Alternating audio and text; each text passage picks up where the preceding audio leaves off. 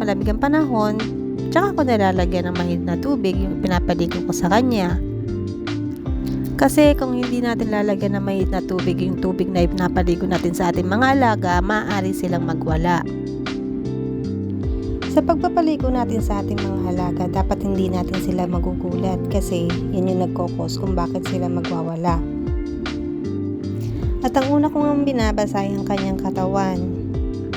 Akin muna yung nilalagyan ng sabon at shampoo at saka kinukuskus.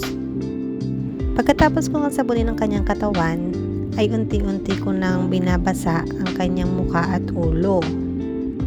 Hindi ko naman talaga as in binabasa ang kanyang mukha. Hindi ko naman siya binubuhusan. Dinadahan-dahan ko lamang na para bang hinihilapusan ko siya. Kasi isa rin sa nagkokos kung bakit magwawala ang mga alaga natin kapag pinapaliguan ay yung nababasa yung mga mukha nila. Natutuwa nga ako kapag pinapaliguan kong si Yumi kasi mabait siya. Medyo nagwawala lang siya minsan pero hindi siya yung pusa na nangangagat at nangangalmot. Kung pwede nga lang na araw-araw paliguan ng ating mga alaga ay ginawa ko na. Sa pagpapaligo ko nga kay Yumi ay gumamit ako ng St. Gerty shampoo na in-order ko sa TikTok.